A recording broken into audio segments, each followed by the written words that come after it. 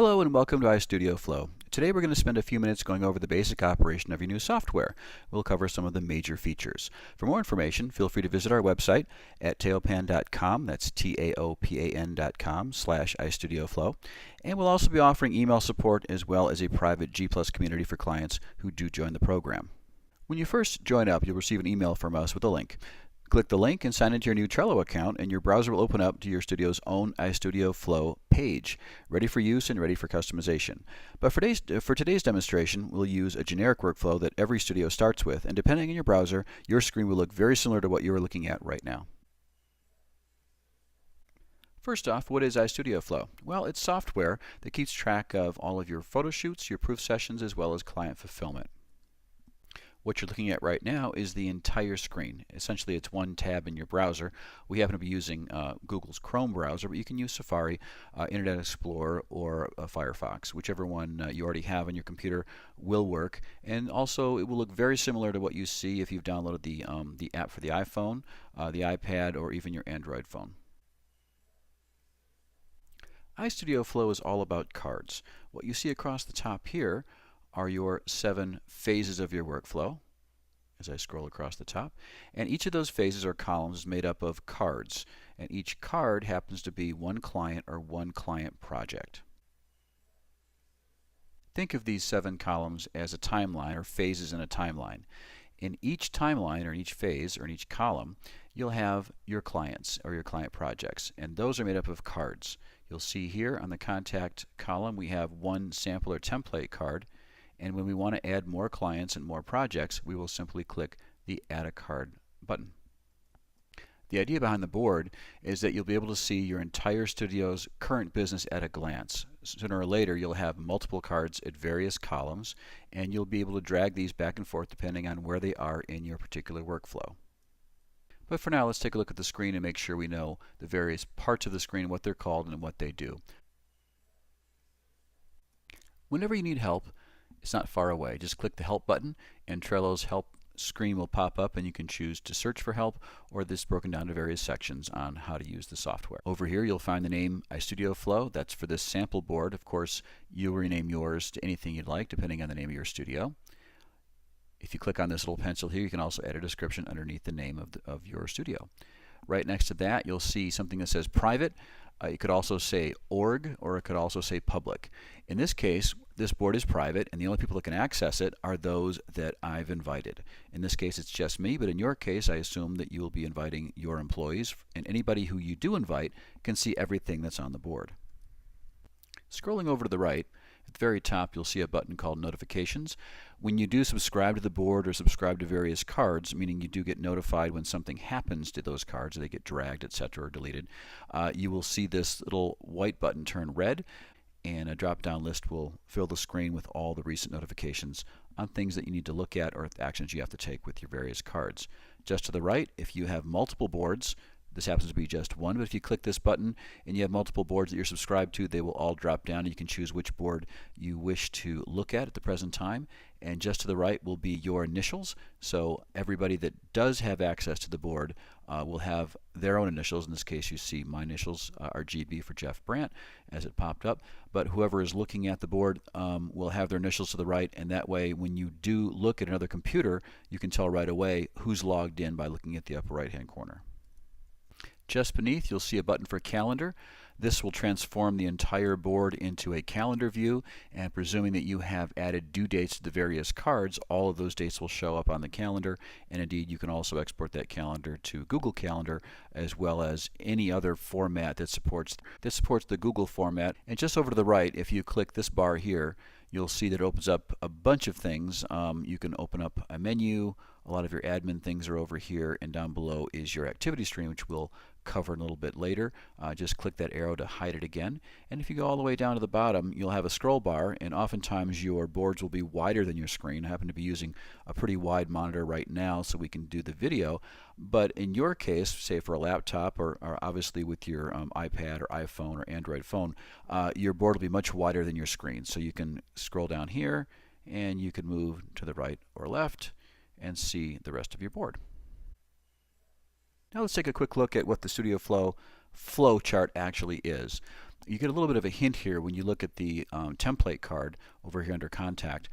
This little box here shows you how many steps there are in the workflow. Actually, there's a checklist inside of each card that you create with 42 separate steps that comprise everything from initial contact all the way through to client completion. Now, it may seem like a lot of steps, but in reality, there's only a few steps for each column, and we'll take a look at that right now. You want to look at each card by clicking on it, and you'll see it pop up. This is actually the back of the card, and we'll explain all of these different things here in a few moments. But for right now, on the left-hand side is your master checklist. And indeed, you look at contact, pre-session, session, pre-sales, production, fulfillment, and client completion are all the titles of the 7 columns. Within each one of these sections are the steps. For example, in contact, you have initial contact, left message, and spoke. In pre-session, you have schedule appointment or session, charge card, confirm location, send confirmation, etc., etc. As you go down the line, you can see that the session column or the session phase pretty much encompasses everything that happens during the photo shoot. Pre-sales covers editing. In this case, the default studio tool is Lightroom, which is listed here, but it can be easily changed. And then in production, usually here are all the things that the studio produces, and in this case we've made room for digital, client books, book designs, canvases, proofs, etc. When we do customize your flow for your studio, this will most likely change somewhat. And down here in fulfillment, it's pretty much about getting everything together and to the customer, and then the client completion is sort of an admin phase where you back up your data and file your paperwork. So as each one of these steps are done, you can then, if I click up here to close this and look back at the beginning, as each of those steps are completed, then you manually drag the card over into the proper column. So to summarize, your workflow consists, at least it starts off, with 42 separate steps. The big picture here, your overall workflow, is called the board. From contact to client completion equals 42 steps. All the steps are on the back of each and every card. You check off the steps as you complete them, and then you drag each card from phase to phase, which we'll show you in just a moment. The board is essentially a snapshot of exactly where every one of your client projects is at the moment. Now that we have the big picture down, let's walk through the steps of actually adding a new project to the board. And we'll do that by coming over to our contact column. And what we want to do is duplicate this initial 42-step contact card. What we don't want to do is just click add a new card, because that'll add a blank card. So I'll type in test and add, and you'll see that we've got a card here that essentially has nothing in it. If you were to click it right now, you look in the back and there is absolutely nothing there. So let's go over here. We will drop down and we will, under more actions, we will delete it. Delete the card. Okay, like it never existed. Now, we've got instructions here. It says sample customer card. Click me here for instructions on starting a new card with all the defaults. So we click it. The card flips over and we see, and I will read here, click more on the lower right and choose copy. Give the new card the name of your client, then click create card. Be sure there's a check mark next to checklist so you don't have to recreate all the checklists from scratch in every new customer. Once you make the new card, be sure to erase this description text and replace it with a description appropriate for the new customer. So following right along here, we will travel down, click more, up pops a little window, and we will click copy. And we will keep this, remember it said to keep the checklist, you keep that right there, you keep that little checklist checked. And then of course you can take this and replace it with customer, we'll call it Mr. John Smith. Click the button to create a card, come up here and close. And now we actually have a John Smith card, our first new client. And if you click this and look at the back, you will see that we have a default description, which we have to change, of course, and if you scroll down, you will see all of the steps are in place. Okay, so let's go back up here. We will edit this description, and we will type in, this is a sample description. And what you would probably put in here or any special instructions for that shoot or for that client. Obviously, you'll have their name and address and phone number in a client list somewhere, but you can also put that here, contact information. Anything you think is relevant to the entire project goes up here in the card description. And you click Save, and there you have that. And you click Close, and you've got your first client here in the contact column. Now, what's important about this is that each one of these columns, if you remember, represent a different part of your workflow. So John Smith, either we called him or he called in or he responded to something on our website. So what you'll do when that person does call in, when you actually create the card, is you will look under the contact and find out what they did. If they contacted us, you would check off initial contact. If they left a message, or if you left a message with them, you can do it here. Obviously, what you want to do is get to the point where you spoke, because in that case, what you've done is obviously set up some type of appointment. So you will check these off as they happen, and you don't have to check all of them, just the ones that you did. In this case, we want to get to the point where we spoke.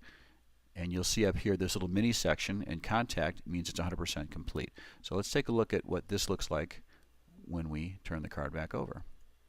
All right. You'll notice down here, you'll see that we've completed 3 of the 42 steps. Now, once those steps are completed, you're obviously not in the contact column anymore. You are into pre-session because all of those have been completed. So you just click and drag that card over into the pre-session column, and you've created your first workflow. You've moved Mr. John Smith from contact into pre-session. Congratulations. Continuing the example now, let's say we are into the pre-session phase, and whoever's assigned to this particular board or this column would obviously click that card again. Let's say the appointment has been scheduled for such and such a date. And in pre-session, we always charge the credit card. So let's say we've charged the credit card, so those are checked off. Notice now the pre-session phase is 50% complete. And if we've scheduled an appointment or a session, we have a really neat thing over here. We can actually put a due date in. So you click due date, and let's say the session was scheduled for the 17th at whatever particular time. We'll leave it at noon for right now, and we'll click Save. And now you'll see that when we close this card, on the front, you'll see we've completed 5 of the 42 steps, and even the pop-up, the tooltip says so. And we have a September 17th date for something. Obviously, it's due sometime in the future, and if anybody wants to figure out what that date is for, they can click the card. And here is a good time to talk about activity streams. Now, if you scroll all the way down, you'll notice we've made a number of changes to this card as it's traveled through from the contact phase to the pre-session phase. And everything that we've done has been listed in the activity stream. We've completed the initial contact, we've checked off left message, we've checked off spoke, we moved the whole card from contact to the pre-session column. We've actually completed scheduling the appointment and completed charging the card. Now, you can also add in your own comments, and so the person that's logged in right now can type something in, and I will type in, we scheduled, John for the 17th after his vacation. Now, anyone that looks at that card, and we'll hit return, click away. Anyone that looks at that card will be able to see those comments.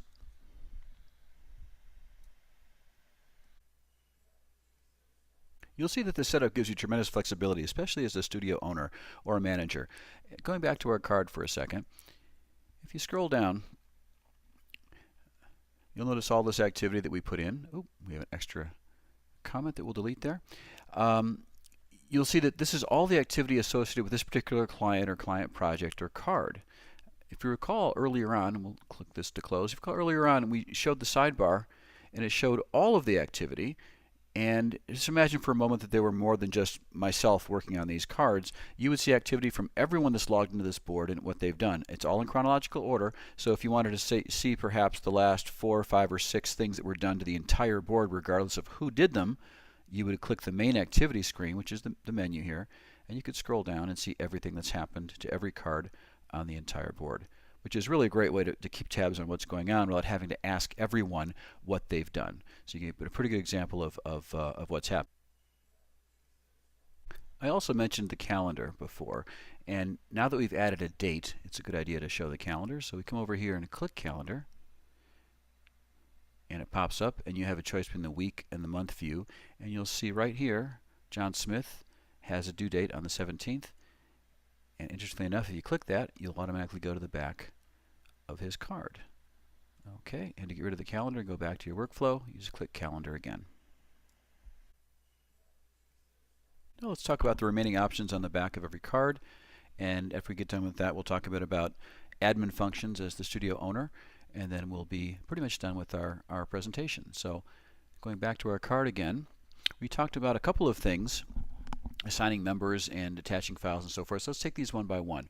First off, as you recall, if there were more than one person assigned to this board or added to this board as members, you can assign a card to an individual person. So you go, let's say in this particular case, we know that photographer A is going to be doing the shoot. So you, at the end of the pre-session phase, you would go in and you either click someone who's already a member, or if it's too many members and to scroll down, you can type in their name and up it would pop. Now in this case, I'm going to assign myself because I'm the only member in this board right now, and you will find out once you close it that you will see who is assigned to the board. Now this has a couple of functions, and we'll click away really quick to show this. You'll be able to see at a glance who's assigned to particular cards at the particular time, and also that you can assign more than one person to any particular card as well. At present, you cannot assign people to individual tasks. You can only assign them at the card level, although that I understand is in the works with Trello. But for the moment, you'll be able to assign people to tasks. And the main advantage of that, well, there's two main advantages. One is you can very easily see at a glance who is working on what client and what phase of the operation. And oftentimes you can have people assigned, obviously photographers during sessions and production people during production, etc., etc. The other thing that's neat about this is whoever is assigned to a card gets notifications. So from now on, let's show how this works in practice. Let's say I'm going to confirm the location, and Jeff Brandt, GB, is assigned to this card. We will close that, and then up here, after it has a chance to register with the server, that little notification bar will turn a different color or have a number over it, and you will be notified of that change in that card status here. And you can also set your notifications up to email you, and also on your, if you have the iPhone app or the Android app, you will get a badge or a ping on those devices that something has changed on a card that you are assigned to. Continuing with the remaining options on the back of cards, one other one here of note is attach file. And if you click that, it does exactly what it says it does. You can attach a file from your computer. If you happen to have a Dropbox account or a Google Drive account, and you've in the admin section have actually set that up, which we'll talk about a bit later, you can then choose to locate the file just like you would in Finder on the Mac or Windows Explorer on a PC, and attach it to this card. For example, let's say you had a form like a model release that you associated with every shoot, or there was some type of dress list, clothing list that you wanted to send to the customer. If you want to have that to travel with the project, you can then attach that to the card, and it'll stay with it through the entire process. That's a really nice option. Keeps everything in one place, just like Activity. Oops, excuse me. And then the last one we'll look at here is Archive. It's something you wouldn't normally do. Archiving is not the same as deleting. So once a card is moved all the way through the process, you'll want to obviously it'll be in the done side of the client completion column. They will build up. You can choose to archive that card. The card will become invisible, and then at a later date, when you wish to take a look at those cards that have been archived, like say you want to go back and find out exactly what happened on a shoot or what they wore, or dig up an old model release, etc., you would then menu and you would click archived items, and anything you've archived in the past, all your cards that were archived would show up, and you can go ahead and take a look at them. Okay.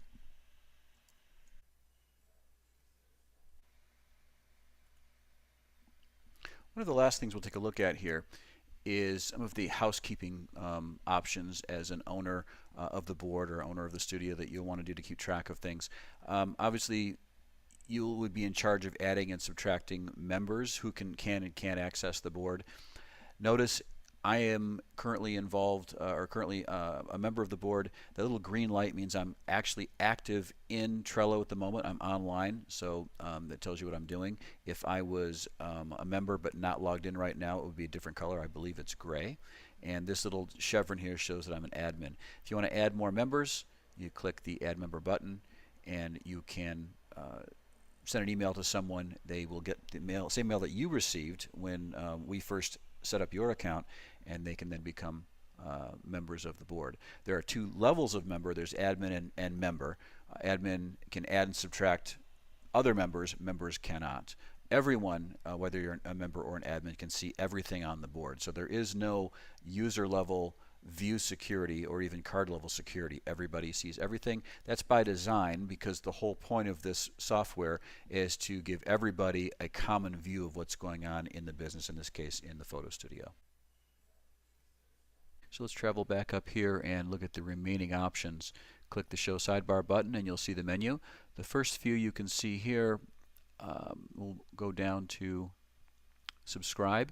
If you click this button, you'll notice that it shows up top here. You will be subscribed to the entire board. That means every card and every column of the entire board, but if anything ever happens to anything, you will get a notification. So use it wisely. You will very quickly be inundated with notifications on your phone and of course in your browser, so it's not often used, but it's here. You can copy the board. The entire board is copied, or a duplicate is made of the board, so in case you want to do some further refinement or want to try some different things or possibly repurpose a board with the same columns but for, say, maybe a second location. If you have multiple locations, you can do that here. And then under Share, Print, and Export, the board does reside on the internet, and it does have a URL, which is listed right here. You can also print the entire board out, and then you can export all the data on your board to Excel, so you don't have to worry about losing your data in the cloud, or if Trello goes out of business, you will have all of your data locally in Excel, and you can do that periodically if you wish. And to close it, just click the X box. The remaining settings are under Appropriate Enough Settings, and let's scroll to the bottom first and take these one at a time. On each card you have label settings, and they take their label settings from this master setting over here. You have available to use 6 different labels, 6 different colors, and you can name them anything you want. In this case, we happen to have named the yellow ones Problem, orange Retouching, red is Behind Schedule, and purple for Critical. Now what happens is, and we'll just show you a quick example over here, go back to Mr. John Smith again, you can assign labels to cards. And you'll see here that these are the same names and colors as they are in the master settings list. So for example, let's say there's a problem with John Smith. If you close them, that card will now have a yellow label. And you can see right away that, that there's a problem with Mr. John Smith at a glance, and there's also a tooltip. You can change these names to whatever you wish. Now, what we'll do is we'll close this and see how this is useful. You have an option under Menu to filter your cards, and you can look at only cards of a particular label, and you can also look at cards that are from a particular person or cards that are in a date range. So right now, let's take a look at cards that are a problem. If you click that on, you'll see that it shows the filter is on up here, and the only card visible are the ones with yellow labels. In this case, it also happens to be our only card. It happens to be John Smith's card. You can remove that filter, and just to show you how this works, we can show only cards that are assigned to Jeff Brandt. Again, you'll see that the filter is on, and the only card being shown is the one card that was assigned to Jeff Brandt. So filters are a really nice way of narrowing down and cutting through the clutter and finding out exactly what you want to look at, and concentrating and zeroing in again to help manage your workflow. So let's go back to our settings list and look at the rest of our settings. Another thing that you can do is rename the board. You can rename it here. or you can rename it over on the far left of the screen, right where it's shown. As you can see, iStudioFlow can be changed here. If you click on it, it can be changed here as well. Visibility. We mentioned before that you can have private, org, or public. In this case, private means it's only the people that you've specifically invited. You can change the visibility to organization. You can essentially set up an organization for your studio, and only people that belong to the organization that have the same email domain can get into the board. Or you can name it public, in which case anybody that types in that URL that we just showed a moment ago can visit the board. It's something that likely you wouldn't do, but it is there in case you want to post public boards and have everybody see exactly what's going on. Let me close that. Down here we have commenting permissions. You can disable all comments, which would probably defeat the purpose of having the software in the first place. You can open it up to members, and for special premium versions of the software, more enterprise versions, you can actually open it up to people who aren't members but can view only but not make any changes. And if you want more information on an enterprise version of this software, then please contact us at tailpan.com, and we will be happy to talk to you about that. And then down at invitations and permissions, you can allow members to invite other people, or you can have just admins invite other people, and that's what is set right here. And finally, when you're all done, click Save so that all of your change of permissions take hold. So that about does it for our presentation for today. We've covered all of the major aspects of Trello and iStudio Workflow. If you have any further questions, by all means contact us at tailpan.com and let us know what you think. We will send out a notification for access to the Google Plus community for support. And we will, of course, you can always reach us at the support email that you received when you first signed up. We hope you've enjoyed this discussion and look forward to sending you out more documents and more videos. And if you have a particular need or something you'd like to know about the software, give us a call and we'll be happy to help you out. Thank you so much.